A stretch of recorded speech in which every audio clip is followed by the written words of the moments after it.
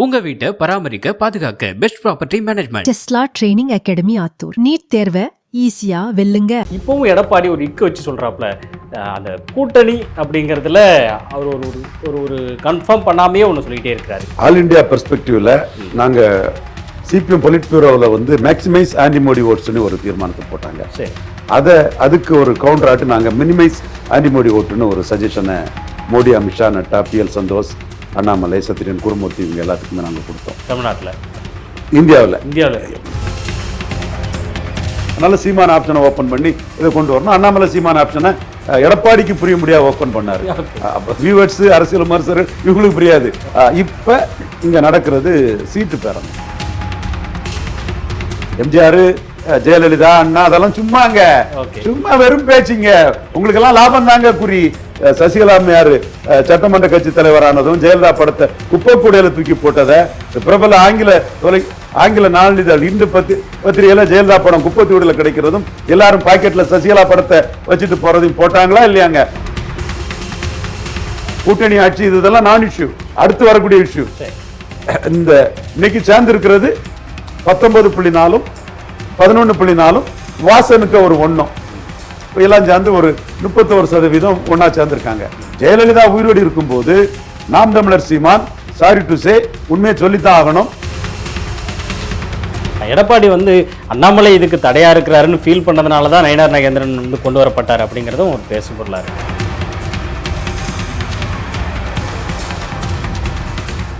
நேயர்களுக்கு வணக்கம். நம்மோடு அரசியல் விமர்சகர் மரியாதைக்குரிய ரவீந்திரன் துரைசாமி சார் அவர்கள் இருக்கிறாங்க. அவரிடம் அதிமுக பாஜக கூட்டணி குறித்து கேட்டறிய போகிறோம். அவரிடம் நாம் தமிழர் கட்சியினுடைய வாக்கு ரீதியான செயல்பாடுகள் குறித்தும் கேட்டறிய போகிறோம். வணக்கம் சார். வணக்கம் தம்பி. எப்படி இருக்கீங்க சார்? நல்லா இருக்கு தம்பி. சார், அதிமுக பாஜக கூட்டணி அப்படிங்கிறது சாத்தியப்படுமா அப்படிங்கிறது முதல்ல ஒரு சந்தேகமாக இருந்தது. இப்போவும் எடப்பாடி ஒரு இக்கு வச்சு சொல்கிறாப்புல அந்த கூட்டணி அப்படிங்கிறதுல அவர் ஒரு ஒரு கன்ஃபார்ம் பண்ணாமையே ஒன்று சொல்லிகிட்டே இருக்கிறாரு. என்னதான் ஆக்சுவலி எப்படி புரிஞ்சுக்கிறது?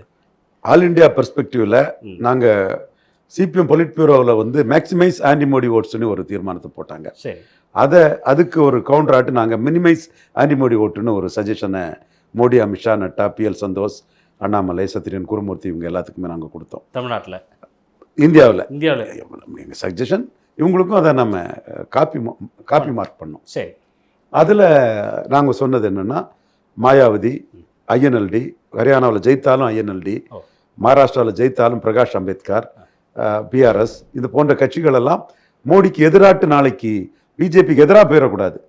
ஸோ அந்த வகையில் இன்னைக்கு 19.4% மோடி எதிர்ப்பு அல்லது நான் மோடி ஓட்டு, நான் பிஜேபி ஓட்டா, ஆன்டி பிஜேபி ஓட்டு அல்லது நான் பிஜேபி ஓட்டா இருந்த மக்களவை எடப்பாடி பழனிசாமி அதிமுக இரட்டை வாக்குகள் NDAக்குள்ள வந்ததை நாங்கள் வரவேற்கிறோம்.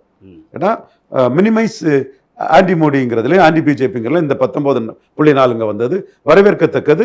எடப்பாடி பழனிசாமியோட முடிவு பாராட்டத்தக்கது. ஒரு 19.4% வாக்குகள் அடுத்தாலே மோடி எதிர்ப்பு அசம்பிளிக்கு போய் அப்புறம் 29 போகாம இப்பவே உள்ள வந்ததுனால 29 அவங்க மோடி எடுத்து போனா ஒண்ணுமே இல்லாம போயிருவாங்கிற ஒரு சிச்சுவேஷனுக்கு இப்போ உள்ள வந்து லாக் ஆனது வரவேற்கத்தக்கது, பாராட்டத்தக்கது. ஏற்கனவே சொல்லியிருந்தீங்க.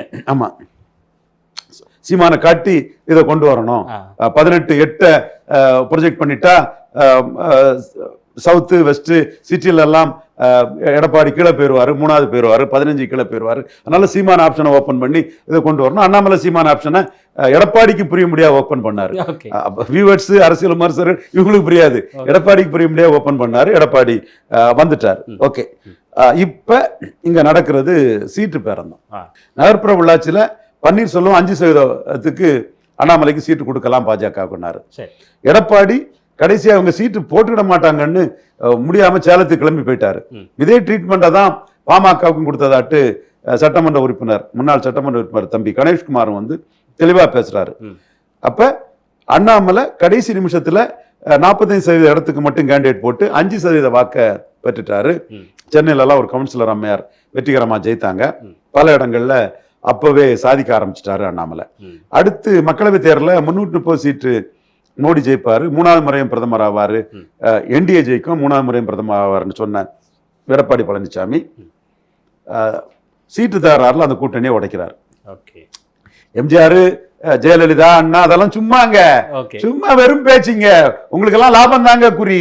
சாதாரண தொண்டனை மிளகா அரைக்கிறதுக்கு ஜெயலலிதா அண்ணா எல்லாம் சும்மா சொல்றதுங்க. நம்ம கண்ணெதிர பார்த்தோமா இல்லையாங்க, சசிகலா அம்மையாரு சட்டமன்ற கட்சி தலைவரானதும் ஜெயலலிதா படத்தை குப்பை கூடையில தூக்கி போட்டதை பிரபல ஆங்கில நாளிதழ் இன்று பத்திரிகையில ஜெயலலிதா படம் குப்பத்தூடில கிடைக்கிறதும் எல்லாரும் பாக்கெட்ல சசிகலா படத்தை வச்சுட்டு போறதையும் போட்டாங்களா இல்லையாங்க? ஊரை ஏங்க ஏமாத்துறீங்க? அப்பாவி இதுகளை ஏங்க ஏமாத்துறீங்க? இந்த இடம் தான் நமக்கு அவங்களுக்கு சிக்கன வருது. எம்ஜிஆர் ஜெயலலிதா பெரியாரு பாரத ரத்னான்னு அவங்க சொல்லும் போது எல்லா ஜாதியோட விழிப்புணர்ச்சியும் நாம கொண்டு வரோம். பறையர், செங்குந்தர், தேவேந்திர குல வேளாளர், முத்தரையர், யாதவர் இது நம்மளை கண்டு பலருக்கு எரிச்சல் படுது.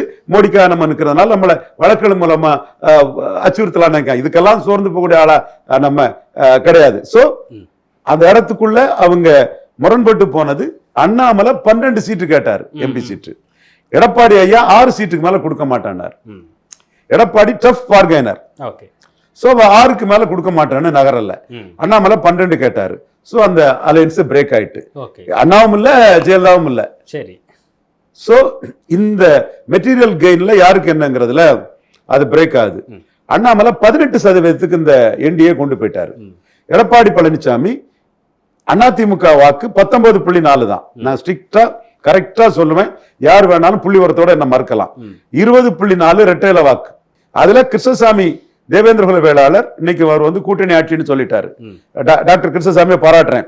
தன் சமூகம் அரசியல் அரங்கத்துக்குள்ள ஏமாற்றப்படுது, வஞ்சிக்கப்படுதுங்கிறத புரிஞ்சுக்கிட்டு டாக்டர் கிருஷ்ணசாமி கூட்டணி ஆட்சி தேவேந்திர குல வேளாளருக்கு பங்குங்கிறத சொன்னதுல எவனும் சமூக சூறையாட முடியாதுன்னு டாக்டர் கிருஷ்ணசாமி கூட்டணி ஆட்சி சொன்ன கிருஷ்ணசாமியை நான் பாராட்டுறேன். அவர் வந்து 1/2% ஓட்டு எடுத்தாலும் கூட்டணி ஆட்சின்னு சொல்லிட்டாரு.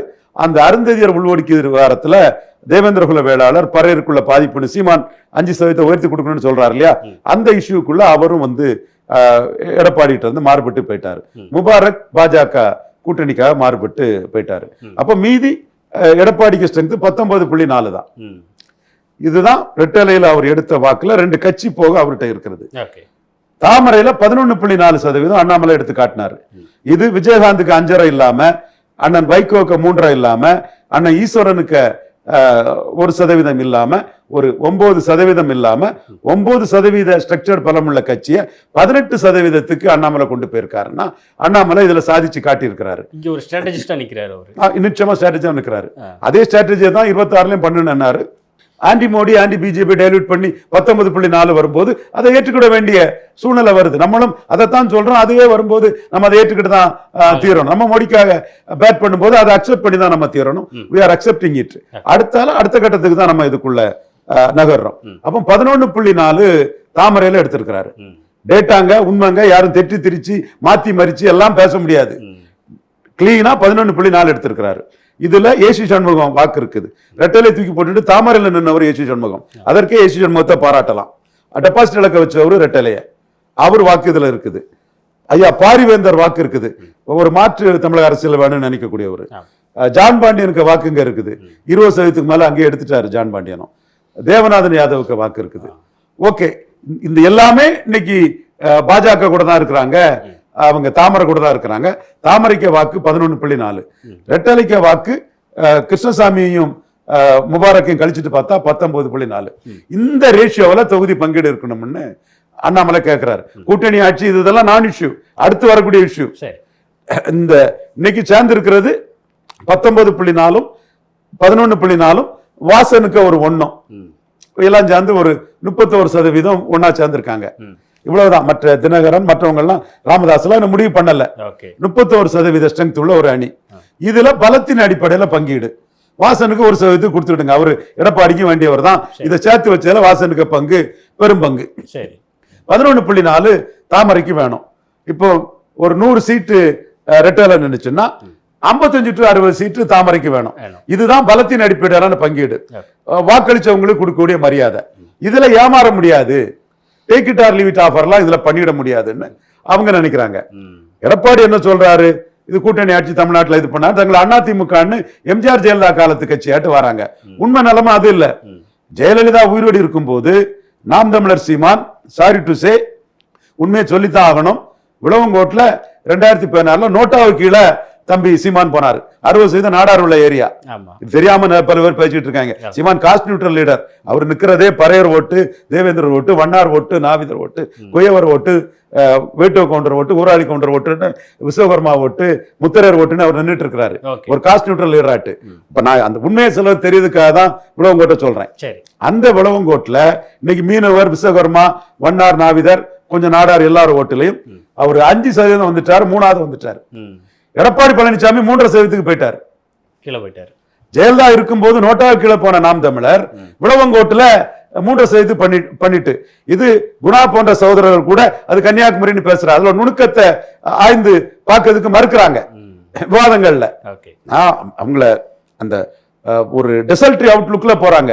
அது இன்டெப்தா பார்த்தா ஜெயலலிதா உயிரோடு இருக்கும் போது நோட்டாக கீழே போன நாம் தமிழர் இன்னைக்கு 5% வந்துட்டு எடப்பாடி பழனிசாமி 3% போயிட்டாருன்னா இந்த 19.4 தான் எடப்பாடி பழனிசாமிக்கு ஓட்டு. அதுல பார்லிமெண்ட், அசம்பிளி, அந்த கதை இந்த கதை எல்லாம் இல்ல. தென் புதுச்சேரியில பார்லிமெண்ட் இது எங்களுக்கு கேண்டிடேட் இல்ல. ஏன் சீமானுக்கு கீழே போறீங்க? சீமானுக்கு என்ன பார்லிமெண்ட் கேண்டிடேட் இருக்காரா? சீமான் ராகுல் காந்தியை பிரதமர் சொல்லியா 3வது இடத்துக்கு வந்தாரு? அது கன்னியாகுமரியிலும் ராகுல் காந்தி பிரதமர் 3வது இடத்துக்கு வந்தாரா? அவரு பார்லிமெண்ட்ல திமுக, அண்ணா திமுகவும், காங்கிரஸ், பாஜக தொங்கு சதிகள் ஒட்டு தானே வந்தாரு. அவருக்கு கீழே போனீங்க. திருநெல்வேலி சீமான்டே காலையில பேசினேன், நமக்கும் அவருக்கும் உள்ளதுல நம்ம ஓட்டு அதிகம்னாரு. எப்படின்னா நம்ம ஓட்டு ஓட்டுனே, அவர் ஓட்டு தேமுதிக ஓட்டு இருக்குது, புதிய தமிழகம் ஓட்டு இருக்குது.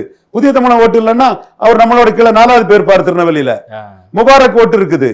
நம்ம ஓட்டு மட்டும்தானே. அப்போ ராமநாதபுரம், திருநெல்வேலி எல்லாம் அவரோட நமக்கு நல்ல ஓட்டு. அவர் கூட்டணியா தான் இந்த ஓட்டை எடுத்திருக்கிறாருன்னு நம்ம அவரு கணக்கு.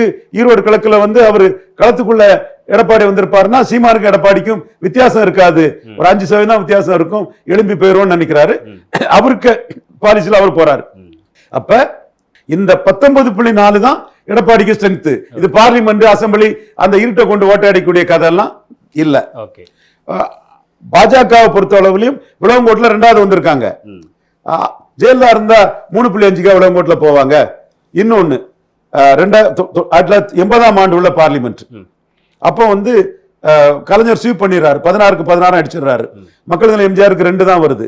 கலைஞரே போஸ்டர் போட்டாரு, அண்ணாவும் அவரும் பேசிட்டு இருக்கும்போது பாரு மாதிரி, தம்பி தமிழகம் எம்ஜிஆர் கொடுத்த தீர்ப்பை பார்த்தாயா 2 கிண்டல் பண்ணாரு. ஆனா அந்த மக்களவை தேர்தல் காலகட்டத்தில் திருவட்டாறுல ஜெயஹெச் ஜெயிக்கிறார் அதிமுக கூட்டணியில. பனம்பரத்தப்பட்டி ராஜாராம் ஜெயிக்கிறார். காந்தராஜ் எல்லாம் சொல்றாரு இல்லையா, அந்த மாதிரி அவருக்கு அண்ணன் தான் ராஜாராம்.